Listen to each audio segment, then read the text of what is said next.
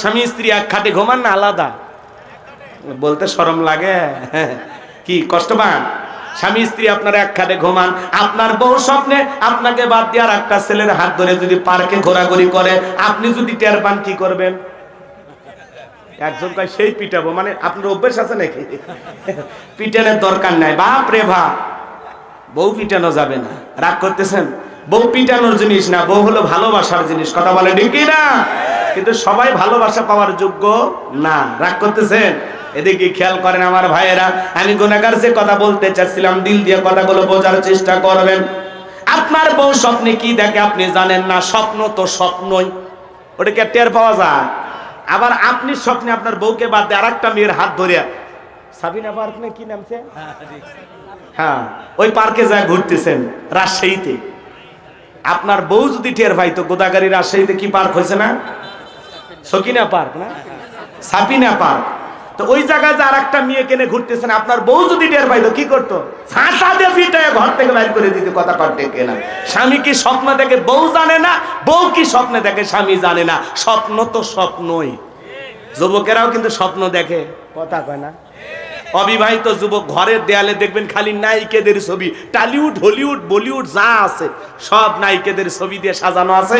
ঘুমানোর আগে নায়িকাদের চেহারার দিকে তাকায় আর বলে, হারি এরকম একটা বউ যদি পাইতাম জীবনটা ধন্য হয়ে যেত। ঘুমের ঘরে দেখে নায়িকার বুকের ওপর। কথা কোন ঠিক কিনা? যুবক আছে না? এখনকার যুবকেরা হলো স্মার্ট, বাপ রে বাপ। আগে চিঠি লিখতো মানুষ, প্রেম করতো, ভয় পাইতো। এই চিঠি মায়ের হাতে পড়ে না নির হাতে না মেয়েটার হাতে, ভয় পাইতো। আর এখন ডাইরেক্ট খালি SMS চলতেছে, সারা রাত জায়গায় জায়গা। কথা কন, এখনকার যুবকের আপডেট হয়ে গেছে। কলেজে পড়তে গেছে, বান্ধবীর চেহারাটা মলিন হয়ে গেছে, বলে তোমার চেহারা মলিন দেখলে ভালো লাগে না, তুমি দাঁড়াও আমি একটা কচি ডাব নিয়ে আসি। ডাবের দোকানদার যায়, বলে ভাই একটা ডাব দেন। ডাব কিনে নিয়ে আসছে। মেয়ে পাইপ দিয়ে ডাব কি সুন্দর করে খাইতেছে, বলে খাও। ছেলে তখন বলতেছে, তুমি একাই খাবে, আমারে কি দিবা না? বলে আমি আগে অর্ধেকটা খাই। কয় না, আমি একটু তোমার মুখে পাইপ লাগায় খাবো। এরকম দুষ্ট পোলাপান আছে না নাই? আহা, নিজের মা খাইছে কিনা খবর নাই না, বাবা খাইছে কিনা খবর নাই না, আর বান্ধবী না খাইলে ওর মাথা কাজ করেন। এরকম দুষ্ট পোলাপান আছে না না? নিজের মা বাবারে কোনোদিন ডাব কিনে খাওয়াইলি না, আর বান্ধবীরে ডাব কিনে খাওয়ায়, ফুসকে কিনে খাওয়ায়, চটপটি কিনে খাওয়ায়। কয় মামা দুইটা চটপটি হবে, ঝাল একটু বেশি হবে। কথা কয় না কে? ফুসকেনে দুইজন বসে আছে, নফল দোয়া তাসবিহ পড়ে, ছেলেও খায় না মেয়েও খায় না। ছেলে বলে তুমি আগে শুরু করো, লেডিজ ফার্স্ট। তখন বলতেছে না, তুমি কষ্ট করে নিয়ে আসলে তুমি বিল দিবে, খামাখা আমি কেন আগে খাবো? কথা কয় না? মেয়েরা কি বিল দেয়? ছেলেদের পকেট খালি করে। কথা কন ঠিক কিনা? রাগ করতেছেন না? থাক, এগুলো নাই বা বলি, কষ্ট হচ্ছে আপনাদের। এই যুব সমাজ নষ্ট হয়ে গেছে বাজার, এদেরকে একটু পরিবর্তন করা লাগবে। কার ফুসকার বিল দেয়? কার ফুসকার বিল দাও? এই ফুসকা চটপটি যদি নিজের বউরে খাওয়াইতা, কোন স্বামী যদি তার স্ত্রীর মুখে এক লোকমা খাবার তুলে খাওয়ায়, আল্লাহ রাস্তায় সদকা করলে যে সব, স্বামীর আমল নামায় আল্লাহ তাআলা সেই সব লিখে দেয়। আর আপনি ফুসকানে বসে আছেন বান্ধবীক নিয়ে, মেয়ে বলে তুমি আগে খাও না, কয় আমি আগে না, তুমি আগে খাও। মেয়ে তখন বলতেছে এত কষ্ট করে সময় বের করে আসলাম, যদি তুমি তোমার হাত দিয়ে আমার একটু উঠায় খাওয়াও, তুলে খাওয়াইলে কি যে খুশি হব। ছেলে কয় কলিজায় লাগছে রে। কথা কয় না কেন? এখন বান্ধবীকে নিজের হাতে তুলে খাওয়াচ্ছে। আজকে যুব সমাজের চরিত্র নষ্ট করার জন্য মূল যে অস্ত্র, তার নাম হলো মোবাইল। যুব সমাজকে নষ্ট করে দিয়েছে। কথা কন ঠিক না? সারা রাত জায়গা জায়গা জানালা দরজা লাগাইয়া একা একা কম্বলের ভিতরে, ল্যাপের ভিতরে সারা রাত জায়গা মোবাইলে উল্টা পাল্টা ভিডিও দেখে। মা বাবা যখন দরজায় নক করে, এই রুবেল এই ভিতরে কি হয় রে? তখন বলে বাংলাদেশের স্বাধীনতার যুদ্ধ হয়েছে 1971 সালে, বর্তমানে ডক্টর ইউনূস ব্যাংককে সফরে আছে। মানে বই পড়ার ভান করে, পত্রিকা পড়ার ভান করে। কথা কন ঠিক কিনা? পিতা মাতা চলে যায়, আবারও মোবাইলে। কথা কন, কথা কন। দেশে মোবাইল আইছে, চিঠি বন্ধ হইয়াছে, দিওয়ানা বানাইছে, পোলা মাইয়ার মনের কথা ভাসে বাতাসে। ও ও দেখো পোলা ফানের মন বাদা ফেসবুকে এখন, মোবাইলে চ্যাটিং কইরা কাটায় সারাক্ষণ। এই মোবাইল পাইয়া দেখো মদনের মাইয়া, এই মোবাইল পাইয়া দেখো মদনের মাইয়া কি কাণ্ড ঘটাইছে। স্বামী সংসার রাইখা নাকি পলাইয়া গেছে, সে যে স্বামী সন্তান রাইখা নাকি পালাইয়া গেছে। 2 বাচ্চার মা 4 বাচ্চার মা পরকীয়া প্রেম করে আরেকটা ছেলের হাত ধরে পালিয়ে যায়। যে নারী স্বামী রেখে সন্তান রেখে আরেকটা পর পুরুষের হাত ধরে পালিয়ে যায়, ওটা নারী না, ওটা পাশানি ডাইনি, বিশ্বাসঘাতক নারী। কেমনে পারলা মা, কেমনে পারলা বোন, স্বামী রাইকা সন্তান রাইকা আরেকটা ছেলের হাত ধরতে কেমনে পারো? কথা কর না কে? স্বামী রাইখা সন্তান রাইখা আরেকটা পর পুরুষের হাত ধরে, এরকম আছে না নাই? এই পরকীয়ার অভিশাপে হাজারো পরিবার ধ্বংস হয়ে যাচ্ছে। কথা বলেন না কেন? যুবকদের দোষ নাই? কথা কন। এই ছেলে, এই তোমাদেরকে বলছি, তোমার স্ত্রীর সাথে যদি কেউ পরকীয়া প্রেম করে মাইনে নেবা? অনেকে কথা বলে না, ভালোবাসা মানে ভাগাভাগি করবেন, একটু কথা বলেন। কি খারাপ লাগে? বাস্তবতা একটু তুলে ধরা দরকার আছে না নাই? তোমার স্ত্রীর সাথে পরকীয়া প্রেম করলে মানবা না, তোমার মা বোনের সাথে যদি কেউ পরকীয়া প্রেম করে মানবা না। তুমি যেই নারীর সাথে পরকীয়া প্রেম করো, ওই নারীও কারো না কারো স্ত্রী, কারো না কারো মা, কারো না কারো মেয়ে। একটু কি বিবেকে বাধা দেয় না? কত স্বামী পরিত্যক্তা নারী আছে, কত বিধবা নারী আছে, 2-3টা বাচ্চার মা, যা বিয়ে কর। কথা কয় না কেন? কত গরিব পরিবারে মেয়েটা যুবতী হয়েছে, বিয়ে দিতে পারে না, যাও বিয়ে করো। কথা কয়? ওই জায়গায় যাবে না, স্বামী আছে, সন্তান আছে, সেই দিকে তোমার নজর যায়। আল্লাহ যুবকদের চরিত্র হেফাজত করা তৌফিক দান করুন। জোরে বলুন আমিন। আর একটু জোরে বলুন আমিন। পায়ে হাত দিয়ে অনুরোধ করি, সমস্ত পরকীয়া প্রেম থেকে, অবৈধ প্রেম ভালোবাসা থেকে আল্লাহ যুব সমাজকে হেদায়েত দান করুক। জোরে বলুন আমিন। তরুণ তরুণীদেরকে আল্লাহ হেদায়েত দান করুক। একটু জোরে বলুন আমিন। ওদেশে টিকটক আসিয়া সব গেল বাসিয়া, সিদ্দিক সোরা নায়ক হইছে আইডি খুলিয়া, হিরো আলম নায়ক হইছে আইডি খুলিয়া। এই মোবাইলে হাই কি জাদু আছে ভাই, পোলাপান বইজাছে, পড়ালেখা তুইলা রাখছে সপ্তম আকাশে। এখন আর পড়াশোনা নাই, অটো পাস, কিন্তু যে অটো পাস দিবে সেই মানুষটাই নাই। অতএব আবারও পড়া শুরু করো। কথা কয়?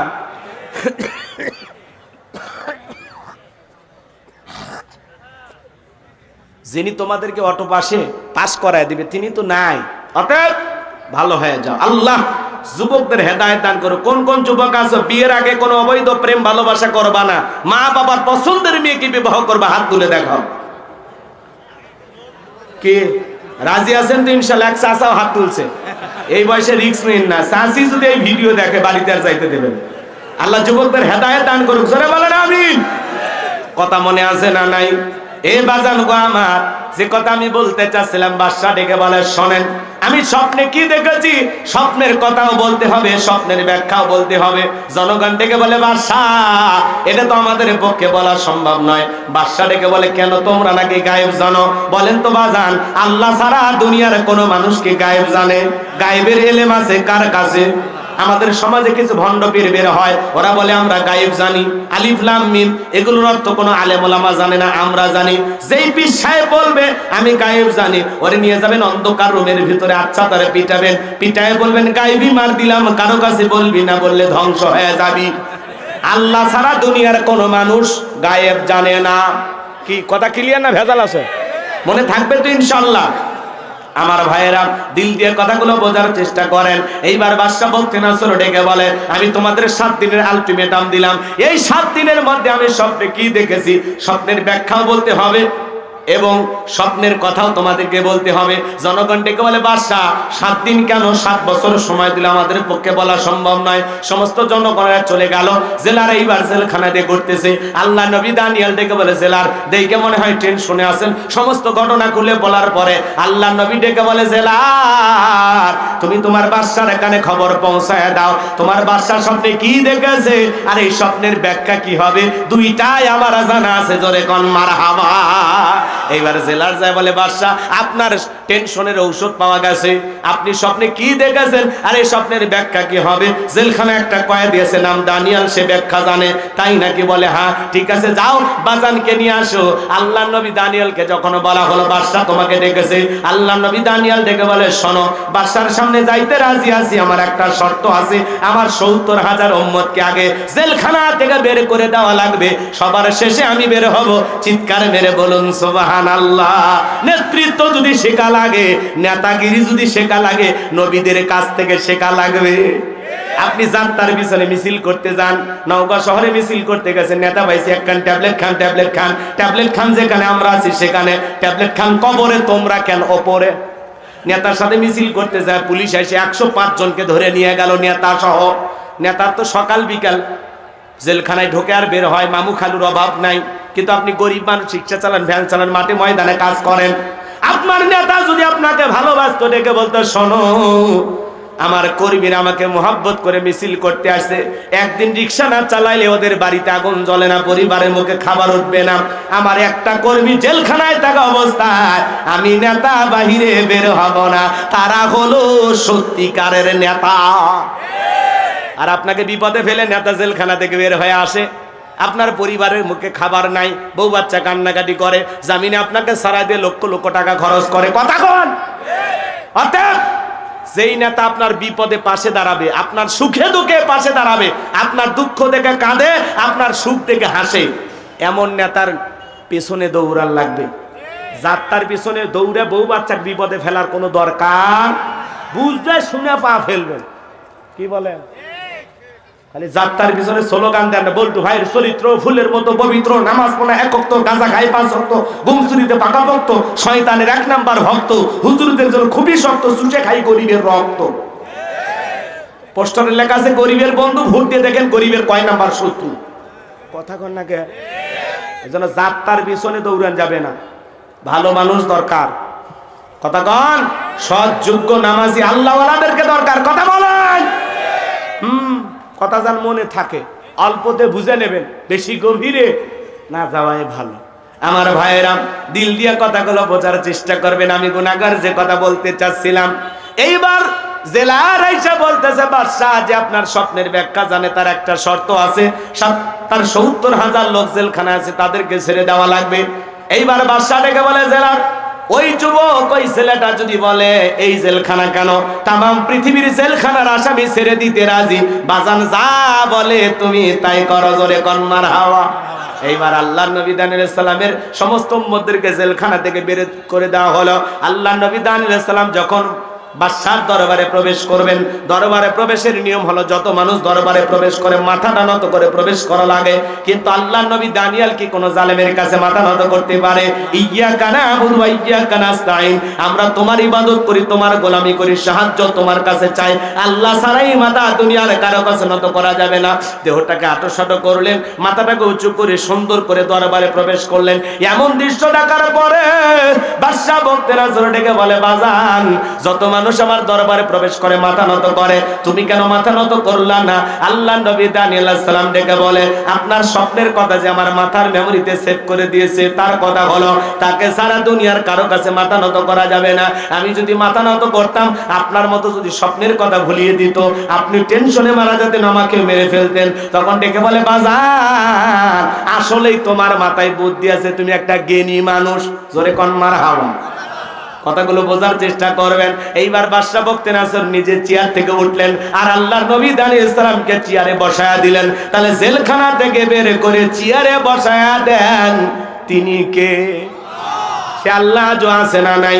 বয়সটা মনে একটু বেড়ে গেছে, একটু জোরে কর না নাউজুবিল্লাহ। রাগ করেন? আল্লাহ নবী দানিয়েল আলাইহিস সালাম চেয়ারে বসেছেন, বাদশা ডেকে বলে বাবা তাড়াতাড়ি স্বপ্নের কথা বলো, স্বপ্নের ব্যাখ্যা বলো। আল্লাহ নবী দানিয়েল আলাইহিস সালাম এইবার বলবে, আমি কি পুরো ঘটনাটাই বলবো? আপনারা কি শুনবেন? কারা কারা একটু হাত তুলে দেখান তো বাজার, লিল্লাহি তাকবীর। অনেকে ওয়াদা দিয়ে ওয়াদা রাখতে পারেন না, তার কিছু প্রমাণ আপনাদের সামনে আমি দেখতে পাচ্ছি। যাই হোক, কষ্ট হচ্ছে আপনাদের। 10টা মিনিট আর একটা আয়াত আছে না নাই? আমার আল্লাহ রাব্বুল আলামিন বলেন 10টা মিনিট দিলটা নরম করে গুনাহগারের কথাগুলো শুনে যান। আমার আল্লাহ বলেন, আল্লাযী খালাকাল মাউতা ওয়াল হায়াতা লিয়াবলুয়াকুম আইয়ুকুম আহসানু আমালা ওয়া হুয়াল আজিজুল গফুর।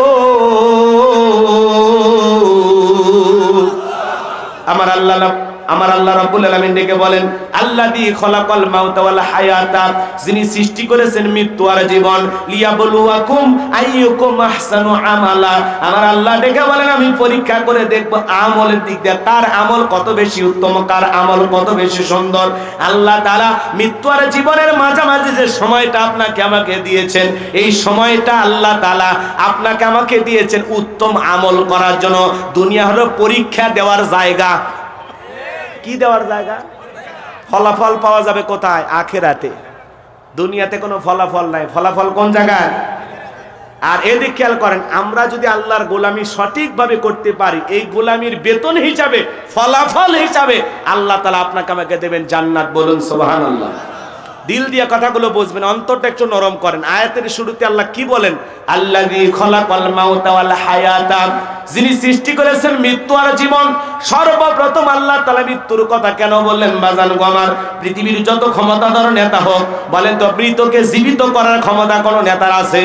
যারা শহীদ আবু সাঈদের বুকে গুলি চালিয়েছিল, যেই নেতারা বড় বড় কথা বলেছিল, একটা শহীদ আবু সাঈদকে ফিরে দেওয়ার ক্ষমতা কারো আছে?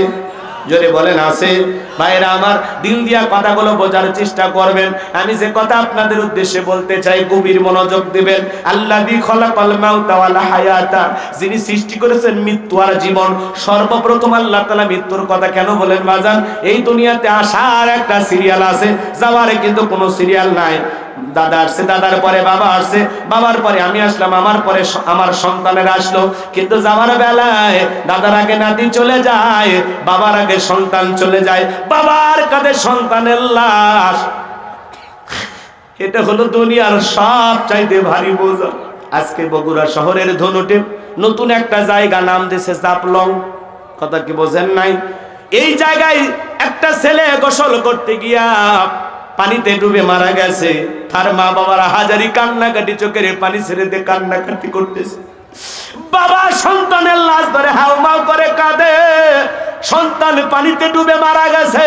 আজকেই বগুড়া ধনুটের খবর বাজান গো আমার। মা কান্না করে, বাবা কান্নাকাটি করে। বাবা মা জীবিত থাকা অবস্থায় সন্তানটা যদি মারা যায়, এই দুঃখ, এই কষ্ট, এই ব্যথা মা বাবা সারা দুনিয়ার কেউ বুঝতে পারবে না। সন্তানের কাঁধে লাশ, বাবার কাঁধে সন্তানের লাশ, এটা দুনিয়ার সব চাইতে ভারী বোঝা। এই বোঝা বহন করা যায় না। একটা সন্তান দুনিয়াতে আসবে 9 মাস 10 মাস আগে খবর পাওয়া যায়, কিন্তু একটা মানুষ দুনিয়ার থেকে মৃত্যুবরণ করবে 9 সেকেন্ড আগেও জানে না কার কখন মৃত্যু হবে। কুল্লু নাফসিন যায়িকাতুল মাউত, প্রত্যেক প্রাণীকেই মৃত্যুর স্বাদ গ্রহণ করা লাগবে। দুনিয়া থাকার জায়গা না, সবাইকে বিদিন নিয়ে চলে যাওয়া লাগবে। মৃত্যুর স্বাদ হলো 2 প্রকারের, মিষ্টি খাইলে মিঠা লাগে, নিম পাতা খাইলে যেমন তিতা লাগে। যারা ইমানদার, যারা হলো নেক আমল করেছে, আল্লাহর প্রিয় গোলাম হয়েছে, তাদের মৃত্যুটা হবে মিঠা। মায়ের কোলে দুধ পান করতে করতে শিশুটা যেমন ঘুমের মধ্যে চলে যায়, যারা ইমানদার তারা তেমনি ভাবে দুনিয়ার থেকে বিদায় নেবে, টেরও পাবে না। বলুন সুবহানাল্লাহ। কিন্তু যারা আল্লাহর অবাধ্য গোলাম, নাফরমান বেঈমান, এদের মৃত্যুর যন্ত্রণা বড় ভয়ঙ্কর। পা থেকে মাথা পর্যন্ত রুহটা ছোটাছুটি করবে। দেখেন না, চোখগুলো বড় বড় করে পেশাব পায়খানা করে দেয়। তার আপন খালাতো মেয়ে তার ছোট মেয়ে বিয়ে করেছে, কি হাইব্রিড পরিচয় আছে না নাই? এ বাজান গো আমার, বিশ্ব নবীর জামানায় এরকম একটা পাতি নেতা ছিল, যারা ছিল গোত্রীয় লিডার, দলপতি, মুরল, মন্ডল, মাতাব্বর বলা হয়। এরকম একটা গোত্রীয় লিডার, এর নাম ছিল মহাবীর আমর। বিশ্ব নবী যখন হিজরত করে মদিনায় চলে গেছেন, নবী আমার মক্কার কাফেরদেরকে নিয়ে কোনো মাথা ব্যথা নাই। কিন্তু এই মক্কার মহাবীর আমর প্রতিমার সামনে দাঁড়ায়া লাত হুজ্জা, দেবদেবী, সরস্বতী, রাধাকৃষ্ণ কৃষ্ণ ভগবতী প্রতিমাগুলোর সামনে দাঁড়ায় বলতেছে, যতক্ষণ আব্দুল্লাহর বেটা মুহাম্মদ সাল্লাল্লাহু আলাইহি সাল্লামের দেহ থেকে কাল্লা না ফেলাইতে পারবো ততক্ষণ পর্যন্ত আমি এক ফোঁটা পানিও পান করব না। জোরে কন নাউজুবিল্লাহ। আমার নবীর কাল্লা কেন ফেলাইতে চায়? আমার নবীকে আর পাকা ধানে মই দিয়েছে? কথা বলেন ভাই, একটা আওয়াজ দেবেন, আমি করব আওয়াজ, আপনারা দেবেন আওয়াজ, জবাব দিবেন ঠিক ঠিক। আলোচনা হবে কমপ্লিট, শ্রোতাদের স্পিরিটে বাড়ে, বক্তার হিট, আলোচনা হবে জায়গা মতো ফিট। আগে বলতাম কিছু আছে প্যান্ডেলে, কিছু আছে অ্যাঙ্গেলে, এখন আর অ্যাঙ্গেলে না, যা বলবো সব ডাইরেক্ট। অ্যাঙ্গেলে বলার দিন শেষ, ডাইরেক্ট বলার বাংলাদেশ। কথা বলে ঠিক কিনা? আর ওয়াদা দিয়েছেন, একটু অপেক্ষা করেন, 12:30 বাজতে মাজা সোজা করবেন। এর আগে উঠলে কিন্তু ওয়াদা ভঙ্গ করলে কি হয়? হ্যাঁ, আমার বিশ্বাস নওগাঁর মাটিতে কোনো মুনাফিকের জায়গা নেই। কথা কন, একটু লাইন মতো বুঝতে যাই, ভালো লাগবে ইনশাআল্লাহ। সম্মানিত ভাইরা আমার, দিল দিয়া কথাগুলো বোঝার চেষ্টা করবেন। নবী কি আর পাকা দানে মই দিয়েছেন না? নবী কি আর বাড়িতে চুরি করতে গেছেন না? নবীর কি কোনো অপরাধ আছে না? বিশ্ব নবীর কোনো অপরাধ নাই। নবী কালেমার দাওয়াতে ইসলামের প্রচার প্রসার করে, কাফের ভাই এটাই সহ্য করে না। ওরা বলে নবী এক আল্লাহর দাওয়াতে আমরা 33 কোটি দেবতা মানি, তাই শান্তি খুঁজে পাই না। এক আল্লাহকে মানলে সব সমস্যার সমাধান, এটা তারা বিশ্বাস করতে পারত না। এই জন্য মক্কার মুহাজির আমর নবীর মাথা নেওয়ার ঘোষণা করে দলবল নিয়ে যখন মদিনার পথে রওনা করলেন, আল্লাহ তাআলা এই খবরটা বিশ্ব নবীর কানে পৌঁছায় দিলেন, নবী গো, মক্কার মুহাজির আমর আপনার মাথা নেওয়ার ঘোষণা করে রওনা করেছেন। নবী আমার টেনশনে পড়ে গেলেন, কি করা যায়? সাহাবায়ে কিরামকে ডেকে বলেন, আমার সাহাবীরা, মক্কার মুহাজির আমর মাথা নেওয়ার ঘোষণা করে রওনা করেছে, তোমরাই বলো কি করা যায়? হযরত উসমান রাদিয়াল্লাহু তাআলা আনহু নরম সাহাবী ডেকে বলেন, নবী আল্লাহ তাআলার কাছে আপনি দোয়া করেন, আপনি আল্লাহর এত বড় পয়গম্বর, দোয়া করেন, অবশ্যই আল্লাহ দোয়া কবুল করবেন। নবী আমার হাত তুলে দোয়া করা শুরু করে দিলেন, আল্লাহ ওই মক্কার মুহাজির আমর আমার কাছে পৌঁছার আগে ওর হাত পা প্যারালাইজ করে দেন। নবী দোয়া করতে দেরি, আসমান থেকে আল্লাহ তাআলা জিবরাইলকে পাঠাইতে দেরি করলেন না। আমার আল্লাহ ডেকে বলে, জিবরাইল আর করিস না দেরি, আমার বন্ধু নবী মুহাম্মদকে জানায় দাও তাড়াতাড়ি। আমি আল্লাহ পাক শুধু 2 হাত দোয়া করার জন্য দেই নাই, মাঝে মাঝে জালিম আর বেঈমানদেরকে সাইজ করার জন্য ওই 2 হাতের লাঠিও তুলে নেওয়া লাগবে। বলুন আল্লাহু আকবার। সব জায়গায় কি দোয়া দিয়ে কাজ হয়? জিবরাইল এসে বলে, নবী দোয়া কবুল হবে না, আপনি হাত নামান। বিশ্ব নবী তখন হাত মুখে না লাগাইয়া হাঁটুর উপর রেখে দিলেন। আমরা অনেকে দোয়া করি, অনেকে মুনাজাত করে, আর এরকম দড়ি পাকায়। আগেকার দাদা নানা যারা আছে ওরা ভালো করে বুঝছে পাটের দড়ি কেমনে পাকাইতো। কথা কর না কে, এরকম দড়ি পাকাইতো না চাচা? আবার দেখবেন অনেকে মুনাজাত করে আর প্রেসার মাপে, আছে না নাই? অনেকে আবার চুপচাপ এইভাবে হাত ধরে থাকে, অনেকে হাতই তোলে না। যখন হুজুর বলে আমিন তখন বলে আমিন। কথা কয় না কে, আছে না নাই? চালাক চালাক মুসল্লি। আচ্ছা আপনারা বলেন, সব জায়গায় কি দোয়া দেওয়া কাজ হয়? এই গ্রামের নাম কি? গোবিন্দপুর। গোবিন্দপুর। মনে করেন এই গ্রামে, উদাহরণ দিচ্ছি কথা বোঝানোর জন্য, আবার ভুল বুঝবেন না, নাকি অন্য গ্রামের নাম বলবো? গোবিন্দপুর বললে রাগ করবেন না তো? আচ্ছা, মনে করেন এই গ্রামে প্রতিদিন চুরি হইতেছে, গরু ছাগল চুরি হয়, টাকা পয়সা চুরি হয়, গহনা গাটি চুরি হয়, এমনকি সুন্দরী বউটা পর্যন্ত চুরি হয়। চোরের অত্যাচার এই গ্রামে থাকা যায় না। একজন 5 কেজি জিলাপি নিয়ে এসে মান্দা বাজার থেকে নিয়ে এসে বলে, হুজুর একটু দোয়া করেন। হুজুর এশার নামাজ পড়ে হাত তুলে দোয়া করে বলতেছে, আল্লাহ চোরের হাত থেকে গ্রামবাসীকে হেফাজত করো। জিলাপির গন্ধ পাইয়া চোর হাত তুলে বলে আমিন আমিন আমিন। কথা কয় না কে? চোর কি বাইর গ্রামে থাকে না? ওই গ্রামের 2-1 থাকা লাগে। তাছাড়া কার বাড়িতে টাকা আছে, কোন বাড়িতে কি আছে, এই তথ্যটা দিল কে? কথা কন। রাগ করবেন না ভাইয়েরা আমার, দিল দিয়া কথাগুলো বোঝার চেষ্টা করবেন। ওই জায়গায় হুজুর হাত তুলে আমিন কইয়া জিলাপি বাটিয়ে না দিয়ে হুজুর যদি বলতো, এই গোবিন্দপুরের যুবকেরা, এই গ্রামে ঢোকার 4টা রাস্তা আছে, 4 রাস্তার মোড়ে মোড়ে মাগরিব থেকে ফজর পর্যন্ত বাংলার লাঠি নিয়ে 4 জন করে যুবক দাঁড়ায় থাকবা। চোরকে দেখা মাত্র ওই লাঠি দেয় এমন পিটান পিটাইবা যাতে 6 মাসে মাজা সোজা না করতে পারে। মাঝে মাঝে বাংলাদেশে ডাকাত ধরা পড়তেছে আর জনগণ আচ্ছা তারে গণপিটনি দিচ্ছে। সাবধান বাবা, চুরি করতে যাস না। অবস্থা কিন্তু ভালো না। এখন যেহেতু প্রধানমন্ত্রী নাই, পুলিশের ভাইয়েরাও খুব বেশি চুপচাপ আছে। অতএব বাবা চুরি চামারি এখন করিস না, পরে প্রধানমন্ত্রী হলে চুরি করতে যাস নাকি? হাইরে সাহস! এই যে কয়েকদিন আগে 8টা না 9টা ডাকাতক ধরে কি পিটন দিয়েছে রে ভাই, প্যান্ট ট্যান্ট সব খুলে ফেলে দিয়েছে। খালি ওই জায়গাটা যান একটু দেখা না যায়, খালি ওই জায়গাটা মিচ্ছে না কাপড় রাখছে, আর বাকি সব কাপড় ছিন্ন বিচ্ছিন্ন করে ফেলে দিছে। কথা কন ঠিক কিনা?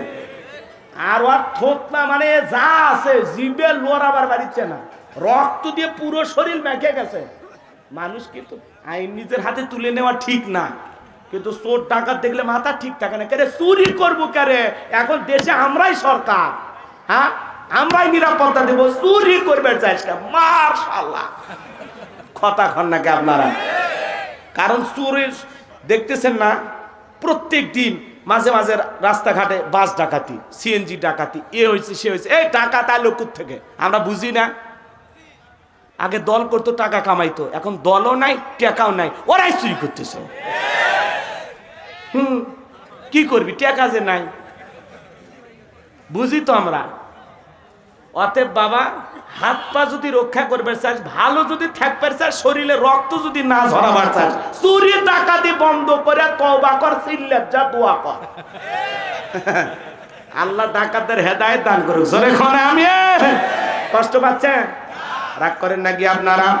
ভাইয়েরা আমার, মন খারাপ করবেন না। আমি গুনাহগার যে কথা বলতে চাচ্ছিলাম, দিল দিয়ে কথাগুলো বোঝার চেষ্টা করবেন। যদি বাংলাদেশে চুরি দুর্নীতি বন্ধ করতে চান, লাগবে কার আইন? হুজুরের দোয়া দিয়ে কি চুরি বন্ধ হবে? আমি হাত তুলে দোয়া করলাম, আল্লাহ বাংলাদেশের সমস্ত চুরি ডাকাতি বন্ধ করে দাও। জোরে কোন আমিন। কালকে পেপারে দেখবেন সব চুরি বন্ধ হয়েছে। হবে হবে হবে না।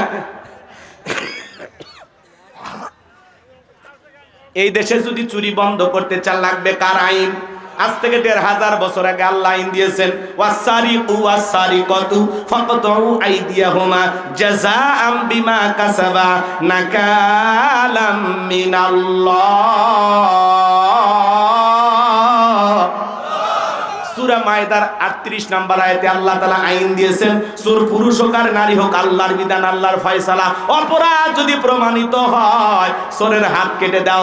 একটা চোরের হাত কেটে যদি বাইতুল মোকাররমের সামনে নিয়ে এসে সোশ্যাল মিডিয়ার মাধ্যমে ফলাও করে প্রচার করতে পারতাম যে বাংলার পার্লামেন্টে আইন পাস করা হলো, চুরি করলে হাত কেটে দেওয়া হবে, একটা চোরের হাত কেটে বিচার করেন, বাংলাদেশের সমস্ত চোরেরা তওবা করে আল্লাহর ওলি হয়ে যাবে। কিন্তু কে শোনে কার কথা? আজ গেল না মনের ব্যথা। এখন উচিত কথা যদি কই, পিঠের ওপর দিয়া যাবি মই। এই আনন্দে কিছু লোক কিনে খাবে বগুড়ার স্পেশাল দই।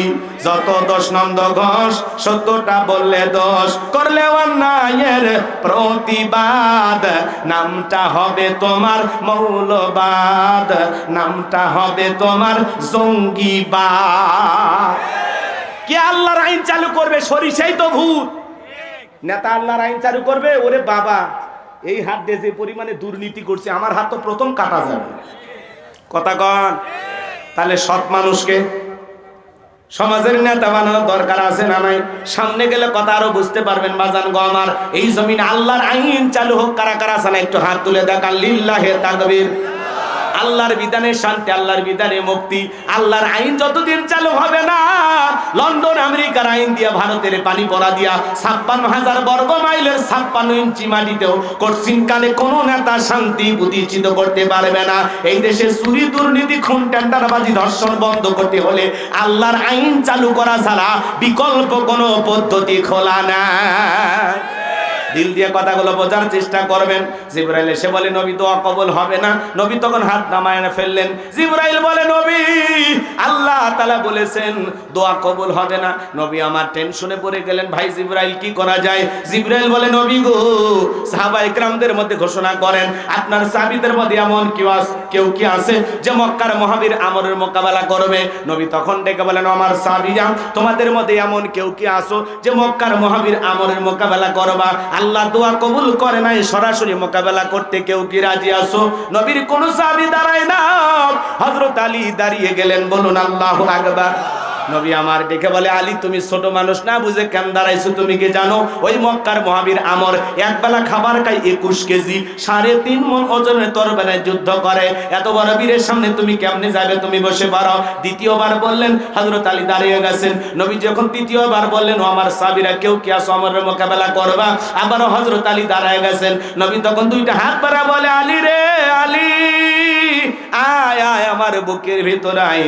নবী হযরত আলীকে বুকের সঙ্গে জড়ায় নিলেন আর দেখে বলে, আলী তোর জানি কি মায়া দয়া নাই? এত বড় বীরের সামনে যাইতে চাস, তোর মনে কি মায়া দয়া নাই? নিজের জীবনের প্রতি কি মায়া দয়া নাই? হযরত আলী ডেকে বলে, নবী গো, আপনি শুধু আমাকে দোয়া করে দেন, আমার ভিতরের ঈমান বলতেছে ওই মক্কার মহাবীর আমর আপনার চেহারা দেখার আগে ওরে আমি জমিন থেকে বিদায় করে দেব। বলুন আল্লাহু আকবার।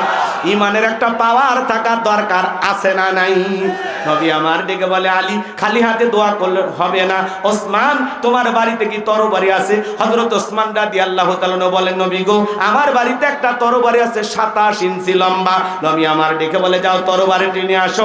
এখন তো তরবারি কথা শুনলেই বলবে জঙ্গি। কথা কর না কে? বাংলাদেশে 16 বছর জঙ্গির নাটক দেখছেন, আরে কয়েক মাসে কোন জঙ্গির সন্ধান পাওয়া গেছে? তার মানে জঙ্গি বাংলাদেশে নাই। ওরা একটা রুমের ভিতরে বোমা রাইখা 2-4টা মৌলবী হুজুর নিয়ে যায় ভিতরে ঢোকায়া দিয়া জঙ্গির নাটক কইরা দেশের মানুষের ভিতরে আতঙ্ক সৃষ্টি করেছিল। কথা বলেন ঠিক কিনা? কোন জঙ্গি নাই। এখন জঙ্গি পাওয়া যায় না কে? নাটক, কত যে নাটক জানতো। শোনেন, কোন স্বৈরাচার ফ্যাসিস্ট জালেম যদি ক্ষমতার চেয়ারে টিকতে তাই এরা প্রত্যেক মাসে মাসে ইস্যু তৈরি করে, নতুন নতুন ইস্যু। ছাগল কাণ্ড, জায়েদ খান কাণ্ড, হিরো আলম কাণ্ড, এ কাণ্ড সে কাণ্ড। পাবলিক খালি পরিমণি হিরো আলম জায়েদ খান নিয়ে ব্যস্ত থাক, আর ওরা বছরের পর বছর ক্ষমতায় টিকে থাকে। আমরা জানি না 16 বছর হলো কেমনে। হ্যাঁ, আমরা খালি হলে নিয়ে ব্যস্ত থাকি। কথা কয়? ক্ষমতাতে আসাই বিডিআর বিদ্রোহ কি হইল? মেরে ফেলে দিল, দিয়ে কয় ওরা আরে মরছে। মানুষ পাগলা না, কিচ্ছু বোঝে না। এখন সব গোপন তথ্য ফাঁস হচ্ছে। একটু অপেক্ষা করেন, সামনে যায়। কষ্ট হচ্ছে নাকি আপনাদের? বিরক্ত হইতেছেন কোনো কথা? খারাপ লাগার তো কথা না, কারণ এখন আমরা সবাই আপন মানুষ। কথা কয় না? ভেজাল আছে কারো অন্তরে? ভেজাল আছে? এলে কথা বললে কি চোখ মুখ মলিন হয়? অন্তরে কষ্ট লাগে নাকি? তাহলে এখনই কন, আপনার অন্তর আমরা ওপেন হার্ট সার্জারি করে এখনো ভালো করে দিচ্ছি, কারণ আপনার ভিতরে ভেজাল রেখে শোনাবো না। অন্তর ক্লিয়ার করেন। কথা বলেন, কি খারাপ লাগে? যুবক ভাইরা চলবে লিল্লাহি তাকবীর। হযরত ওসমান তরবারি এনে দিলেন। নবী আমার হযরত আলীর হাতে তরবারি ধরে দিলেন। হযরত আলী তরবারি পারে মারছে দৌড়, দৌড়াইতে দৌড়াইতে দৌড়াইতে আমরের মুখোমুখি হয়ে গেল। যখন আমর দেখে বলে, কি রে পিচ্চি আলী, তুই কেন আমার সামনে? হযরত আলী বলতেছে, পিচ্চি নাকি পরে বুঝাইতেছি, জোরে কোন মারহাবা। কথায় আছে ছোট মরিচের ঝাল বেশি। হযরত আলী এইবার তরবারিতে দাগ টানতেছেন। দাগ টানা বোঝেন তো? আর একটা দোয়া পড়তেছেন। এই দোয়া পড়ে বাড়ির চতুর্দিকে যদি ফু দিতে পারেন, পানি ছিটায় দিতে পারেন, বড় বড় দুর্ঘটনার হাত থেকে আল্লাহ আপনার পরিবারকে হেফাজত করবেন। জোরে বলুন আল্লাহু আকবার। হযরত আলী এবার দোয়া পড়তেছেন আর দাগ টানতেছেন। দাগটা টানা শেষ হয়ে গেল যখন তরবারিটা উঁচু করে বলতেছে, এই মক্কার মহাবীর আমর, কাফেরের বেটা আমর, তোর যদি সাহস থাকে দাগটা পার হয়ে দেখ। আল্লাহু আকবার কোন। তরবারিটা উঁচু করে বলতেছে, এই মক্কার মহাবীর আমর, তোর যদি সাহস থাকে দাগটা পার হয়ে দেখা। এ আয় আয়, খেলা হবে, আয়। আল্লাহু আকবার কোন। বাড়িতে ঢুকছে চোর, বাড়িওয়ালা ল্যাংরা দুটো পায় না, কিছু না পারুক, যদি খালি আওয়াজ দেয়, কারে চোর থাকবি না, ভাগে দৌড় মারবি। চোরের যদি কাশ হয়, কি বলেন, ওই চোর চুরি করবে গেলে ধরা খাবি কিনা? রাগ করতেছেন আপনারা, বিরক্ত না? এদিক শোনেন ভাইরা আমার। হযরত আলী খালি বলতেছে, দাগটা পার হয়ে দেখায় আয়। হযরত আলী আর আমর বাজা বাজা ভাব, পুরো ঘটনাটাই শুনবেন। কারা কারা একটু হাত তুলে দেখান তো দেখে, লিল্লাহি তাকবীর। হাত নামান আমার ভাইয়েরা আমার। আল্লাহ রাব্বুল আলামিন বলেন, তাবারাকাল্লাযী বিয়াদিহিল মুলকু ওয়া হুয়া আলা কুল্লি শাইইন কাদির। মহামান্বিত সেই সত্তা যার হাতে সর্বময় কর্তৃত্ব, রাজত্ব পাওয়ার ক্ষমতা, তিনি হলেন সব বিষয়ের উপরে ক্ষমতা বান। আমি যে কথা বলতে চাচ্ছিলাম বাজান, পুরো পৃথিবীর ক্ষমতা আল্লাহ তাআলা 4 জন মানুষকে দিয়েছিলেন। এর মধ্যে 2 জন ইমানদার আর 2 জন হলো কাফের। 2 জন ইমানদারের মধ্যে একজনের নাম হলো নবী সুলাইমান। সুবহানাল্লাহ কোন। নবী সুলাইমান আলাইহিস সালামকে আল্লাহ রাব্বুল আলামিন পুরো পৃথিবীর রাজত্ব বাদশাহী দান করেছিলেন। সুন্দর একটা তক্তের সিংহাসন আল্লাহ তাআলা আল্লাহ দিয়েছিলেন, বাতাসকে অর্ডার করা মাত্রই সেই তত্ত্বের সিংহাসন পয়গম্বরের যেখানে ইচ্ছা করতেন সেখানে ওড়ায় নিয়ে যাইতেন। বলেন সুবহানাল্লাহ, একটু জোরে কোন সুবহানাল্লাহ। এখন জাহাজ গাড়ি হাওয়াই চলে, ওগো কলেরই বিধান। একদিন বিনা কলে হাওয়াই চলতো নবী সুলাইমান, মোরা সেই মুসলমান। নবী সুলাইমান আলাইহিস সালামকে আল্লাহ রাব্বুল আলামিন পুরোটা পৃথিবীর রাজত্ব কর্তৃত্ব দান করেছিলেন। নবী সুলাইমানের ইতিহাস ঘটনা যদি বলতে চাই সারা রাত চলে যাবে, বলা শেষ হবে না বাজান গো আমার। তাহলে এক নাম্বার নবী সুলাইমান আলাইহিস সালামকে আল্লাহ তাআলা পুরো পৃথিবীর রাজত্ব বাদশাহী দান করেছিলেন। আর দুই নাম্বার একজন ইমানদার যাকে আল্লাহ তাআলা পুরো পৃথিবীর ক্ষমতা দিয়েছিলেন, যেই বাদশার নাম বাদশা জুলকারনাইন। আল্লাহু আকবার বলেন। এই পৃথিবীর ভূখণ্ডে এক নয় দুই নয়, আল্লাহ তাআলা 1600 বছর হায়াত দিয়েছিলেন। সূর্য উদয় হইতে সূর্য অস্তগামী পর্যন্ত, পূর্ব থেকে পশ্চিম পর্যন্ত পুরাটা পৃথিবীর রাজত্ব বাদশাহী আল্লাহ তাআলা বাদশাহ জুলকারনাইনকে দিয়েছিলেন। এজুজ মাজুজের ঘটনা আপনারা অনেকে শুনেছিলেন। তাদের জন্য যে বিশাল প্রাচীর নির্মাণ করে দিয়েছিলেন যেই বাদশাহ, সেই বাদশার নাম বাদশাহ জুলকারনাইন। আল্লাহু আকবার। তার ঐতিহাসিক কিছু সফর আছে যেগুলো নিয়ে আলোচনা করলে সারা রাত চলে যাবে, আলোচনা শেষ হবে না। ওই দিকে যাওয়ার কোনো সুযোগ নেই। আমার একটা টার্গেট আছে, ওই জায়গায় যেতে হবে। দিল দিয়ে কথাগুলো বোঝার চেষ্টা করবেন। এক নাম্বার নবী সুলাইমান আলাইহিস সালামকে আল্লাহ তাআলা পুরো পৃথিবীর রাজত্ব বাদশাহী দান করেছিলেন। আর দুই নাম্বার হলো কিনা বাদশাহ জুলকারনাইনকে আল্লাহ তাআলা পুরো পৃথিবীর রাজত্ব বাদশাহী দান করেছিলেন। আর দুইজন কাফিরকে আল্লাহ তাআলা পুরো পৃথিবীর রাজত্ব বাদশাহী দান করেছিলেন। এদের মধ্যে একজনের নাম জালেম বাদশাহ বখতেনাসর। কি নাম? বাদশাহ বখতেনাসরকে আল্লাহ তাআলা পুরো পৃথিবীর রাজত্ব বাদশাহী দান করেছিলেন। ওই জামানে আল্লাহ তাআলা তার একজন নবীকে পাঠিয়েছিলেন, যেই নবীর নাম হলো দানিয়াল। আল্লাহর নবী দানিয়াল আলাইহিস সালাম তার কওমের মানুষকে, বনি ইসরাঈলের উম্মতদেরকে ডেকে বলেন, ইয়া বানি ইসরাঈল আযকুরু নি'মাতিয়াল্লাতী আন'আমতু আলাইকুম ওয়া আন্নী ফাদ্দালতুকুম আলাল আলামিন।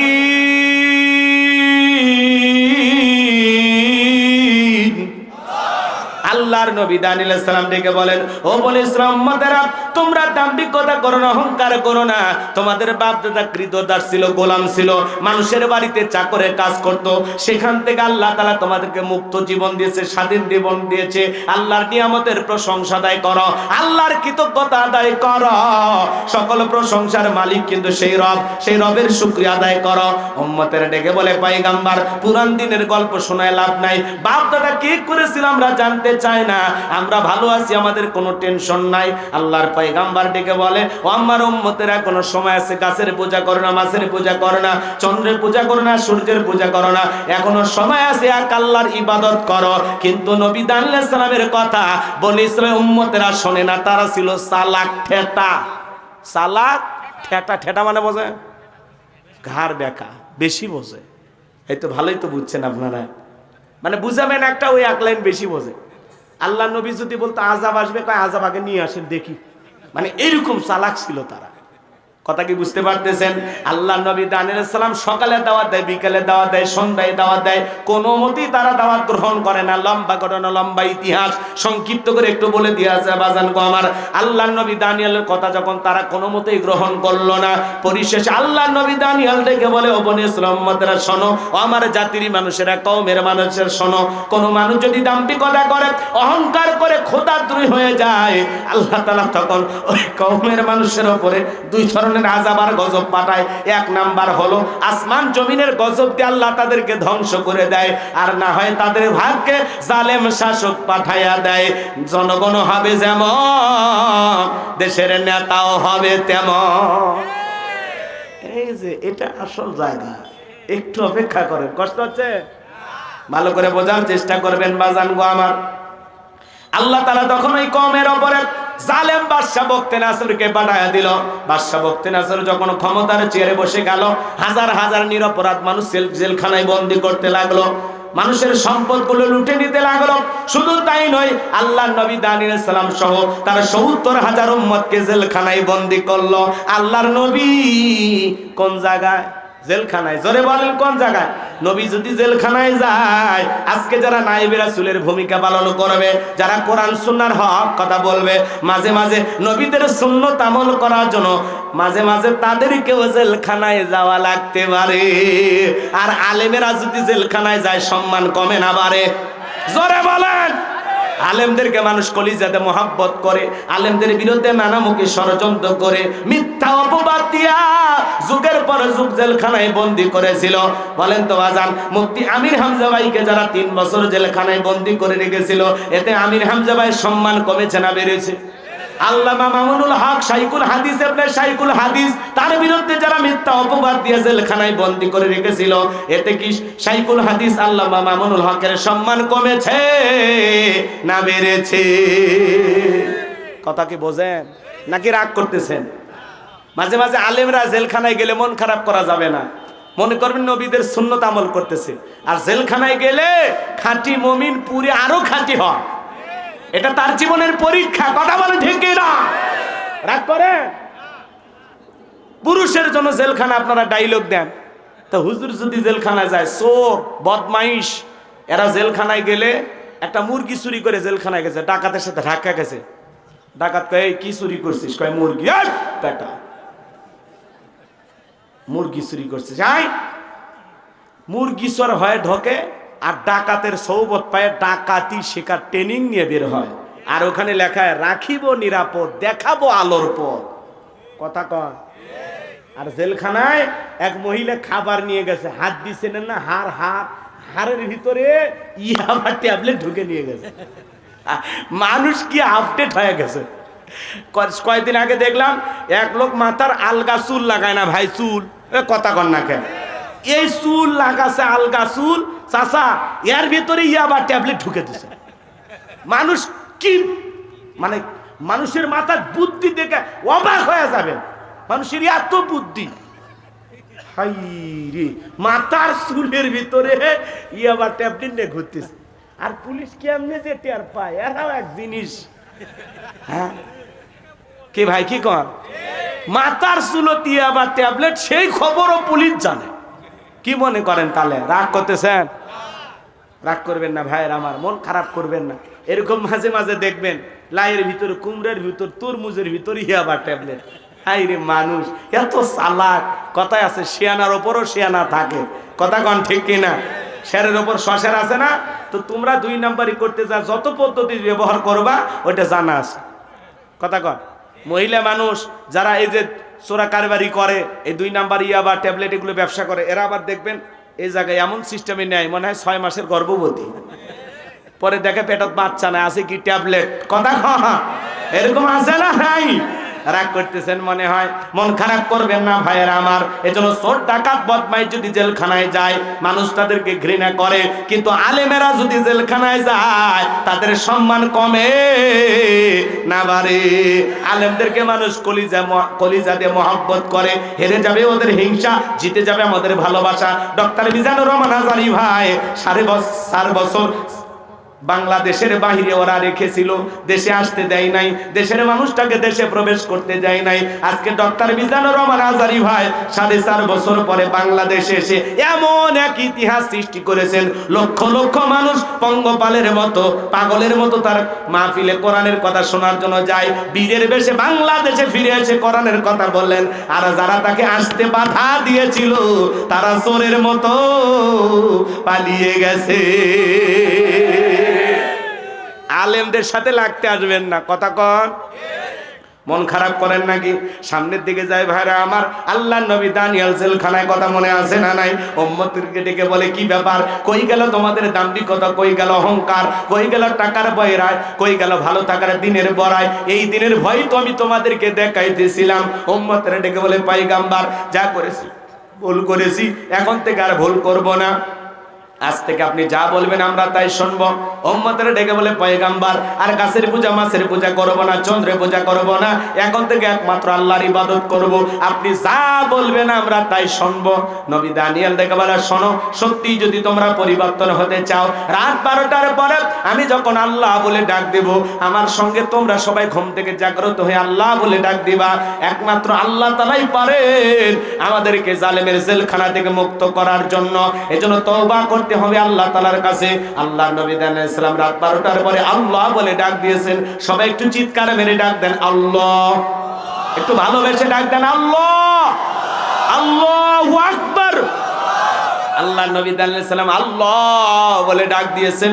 পয়গম্বরের সাথে ৭০,০০০ উম্মত ঘুম থেকে জাগ্রত হয়ে আল্লাহ বলে ডাক দিয়েছেন। নবী দানিয়েল তাদেরকে নিয়ে সিজদায় লুটিয়ে বললেন কাকুতি মিনতি সহকারে আল্লাহর কাছে দোয়া করতে লাগলেন, আল্লাহ আমার উম্মতেরা ভুল করেছে, নিজেদের ভুল বুঝতে পেরেছে, তারা এখন তওবা করে ফিরে আসতে চায়। আল্লাহ আপনি আমার উম্মতদেরকে মাফ করে দেন, একমাত্র আপনি পারেন জালেমের জেলখানা থেকে মুক্ত করে দিতে। নবী দানিয়েল যখন উম্মতদেরকে নিয়ে চোখের পানি দিয়ে কাকুতি মিনতি সহকারে আল্লাহর কাছে দোয়া করেন, আমার আল্লাহ ডেকে বলে পয়গম্বর আর কান্না করতে হবে না, সিজদা থেকে মাথা উঠাও, আমি আল্লাহ তাআলা ওয়াসিরে জালেমের জেলখানা থেকে মুক্ত করার ব্যবস্থা করে দেব। বলুন সুবহানাল্লাহ। ওই রাত্রিতে আল্লাহ তাআলা বাদশা বখতিয়ার এমন একটা ভয়ঙ্কর মারাত্মক স্বপ্ন দেখায় দিয়েছে, ঘুম থেকে চিৎকার মেরে উঠছে। আশেপাশে সিকিউরিটি নিরাপত্তা কর্মী যারা আছে দৌড়ে আসে, বলে নেতা এত জোরে চিৎকার মারলেন, ব্যাপারটা কি বুঝতে পারলাম না। বলে চেহারার দিকে তাকায় দেখো না আমি কি টেনশনে আছি, তোমাদেরকে কেমনে বোঝাবো। এই দেশের যত স্বপ্নের তাবির কারো কাছে স্বপ্নের ব্যাখ্যা বলতে পারে, ওদেরকে দরবারে নিয়ে আসো। আগামীকাল সকালবেলা আমি একটা ভয়ঙ্কর স্বপ্ন দেখেছি, এই স্বপ্নের ব্যাখ্যা না জানা পর্যন্ত আমি আর ঘুমাইতে পারবো না। পরের দিন সকালবেলা বাদশার দরবারে হাজার হাজার মানুষ উপস্থিত হয়ে গেছে। জালেম বাদশা বখতিয়ার যখন তার স্বপ্নের কথা বলতে যাবেন, ওই মুহূর্তে আল্লাহ তাআলা বাদশার মেমোরি থেকে সমস্ত স্বপ্নের কথাগুলো নিয়ে যায় আল্লাহ নবী দানিয়েল আলাইহিস সালামের মাথার মেমোরিতে সেভ করে দিলেন। বলুন সুবহানাল্লাহ। হে যুবক, একটা মোবাইলে যা আছে শেয়ারের মাধ্যমে আরেকটা মোবাইলে পার করা সম্ভব কিনা? তাহলে বাদশার মাথার মেমোরিতে স্বপ্নের যত কথা আছে নবীর মাথার ভিতরে ঢুকানো আল্লাহর পক্ষে সম্ভব কিনা? সম্ভব। এইবার বাদশা বখতিয়ার যখন স্বপ্নের কথা বলতে যাবে, গতকাল রাত্রে কি যেন স্বপ্ন দেখলাম বলতে পারে না, স্বপ্নের কথা ভুলিয়ে দিলেন তিনি কে? এইবার বাদশা বখতিয়ার মুহূর্তের মধ্যে ডায়লগ পরিবর্তন করে বলে, শোনো গতকাল রাত্রে স্বপ্নে কি দেখেছি, স্বপ্নের কথাও তোমাদেরকে বলতে হবে, স্বপ্নের ব্যাখ্যাও বলতে হবে। জনগণ ডেকে বলে, বাদশা এ তো পাগলামি কথা, স্বপ্ন দেখেছেন আপনি, আমরা কিভাবে বলবো? বাদশা কি স্বপ্ন দেখেছে দেশের জনগণ কি জানে না? মৃত্যুর স্বাদ গ্রহণ করে দেখে মনে হয় আহারে কি ভয়ঙ্কর ভাবে বিদায় নিতেছে। এ বাজার আজ হোক কাল হোক আপনাকে আমাকে মৃত্যুবরণ করতে হবে, দুনিয়া থাকার জায়গা না। হে যুবক, আল্লাহ তাআলা বলেন আইনামা তাকুনু ইদরিকুমুল মাউতু ওয়ালাউ কুনতুম ফি বুরুজিম মুশাইয়াদা। সূরা নিসার ৭৮ নম্বর আয়াত। আল্লাহ ডেকে বলেন যেখানে থাকো, যে অবস্থায় থাকো, মৃত্যু তোমাদেরকে ধরবেই, মৃত্যু থেকে পালানোর কোনো রাস্তা খোলা নাই। আল্লাহ নবী ইদ্রিস আলাইহিস সালামকে জিজ্ঞাসা করা হয়েছিল, ও আল্লাহ নবী ইদ্রিস, মৃত্যুর যন্ত্রণা আপনার কাছে কেমন মনে হয়েছে? আল্লাহ নবী ইদ্রিস আলাইহিস সালাম ডেকে বলেন, জ্যান্ত ছাগলের গা থেকে চামড়া খসাইলে ছাগলের যেমন কষ্ট হয়, মৃত্যুর যন্ত্রণা আমার কাছে তেমনি কষ্টকর মনে হয়েছে। আমার ভাইরা, মৃত্যুর যন্ত্রণা কত ভয়ঙ্কর, কত কঠিন। বিশ্ব নবীর ইন্তেকালের সময় ফাতেমা চোখের পানি ছেড়ে দিয়ে কান্না করেন।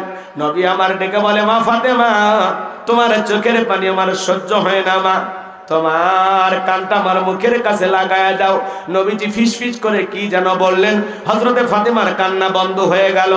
আম্মা জান আয়েশা জিজ্ঞাসা করেন, ও আমার মেয়ে ফাতেমা, তোমার আব্বা জানি কি এমন বলেছে মা, যার কারণে তোমার কান্না বন্ধ হয়ে গেল? হযরতে ফাতেমা ডেকে বলেন, আম্মা জান, আমার বাবা বলেছেন বাবার ইন্তিকালের পরে সর্বপ্রথম বাবার সাথে আমার সাক্ষাৎ হবে। জিবরাইল আসলেন, নবীকে সালাম দিলেন, আসসালামু আলাইকুম ইয়া রাসূলুল্লাহ, ইয়া হাবিবাল্লাহ হুজুর। আল্লাহ তাআলা আপনার শরীরের অবস্থা জানতে চেয়েছেন। আল্লাহ জানার পরেও জানতে চায়। নবী আমার ডেকে বলে, জিবরাইল আগের চাইতে অনেকটা ভালো আছি আলহামদুলিল্লাহ। কিছুক্ষণ পরে আসমান থেকে জিবরাইল আবার আসলেন, ডেকে বলে নবী গো, আসমান থেকে আজকে আমি একা আসি নাই, আর একজন ফেরেশতা এসেছেন যার নাম হলো মালাকুল মউত। আপনার অনুমতির অপেক্ষায় দাঁড়িয়ে আছেন। নবী আমার অনুমতি দিলেন, মালাকুল মউত ভিতরে প্রবেশ করলেন, নবীকে সালাম দিলেন, ডেকে বলেন নবী গো, আপনি যদি অনুমতি দেন তাহলে আপনার রূহটা বের করব, আর আপনি যদি অনুমতি না দেন তাহলে আমি ফেরত চলে যাব। আমার আল্লাহ ডেকে বলেছেন, যতদিন আমার বন্ধুর মনে চায় ততদিন আমার বন্ধু দুনিয়ার জমিনে থাকবে। ও নবী, আপনি যদি অনুমতি দেন তাহলে আপনার রূহটা আমি বের করব। বিশ্ব নবী ডেকে বলে মালাকুল মউত, আর কি কোনোদিন আসবা না? বলে আবারও আসবো, যেদিন আল্লাহ তাআলা আমাকে পাঠাবেন।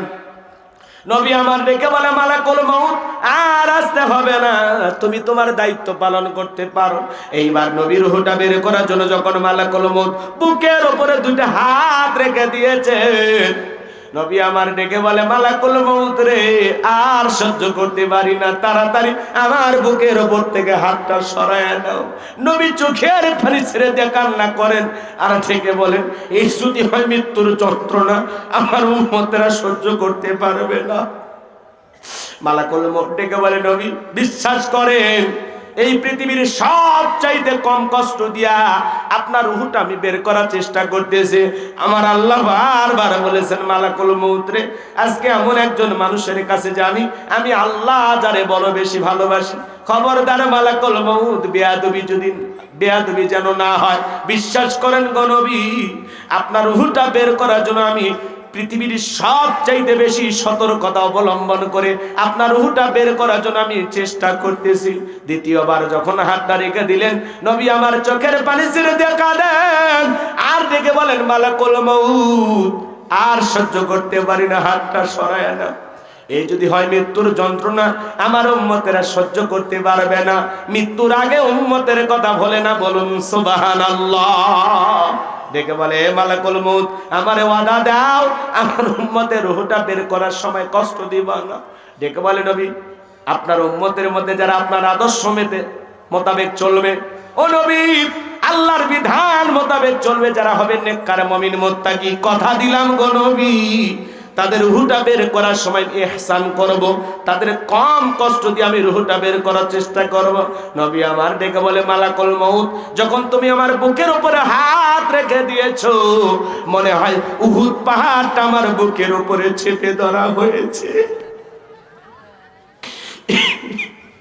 এইবার তৃতীয়বার যখন হাতটা রেখে দিলেন, নবীজির রূহটা যখন বের হয়ে যাবেন, মৃত্যুর সময় নবী কয়েকটি কথা বললেন, উম্মতের উদ্দেশ্যে বলে গেলেন, আমার উম্মতেরা, আসসালাত আসসালাত, আমার উম্মতেরা, নামাজ নামাজ।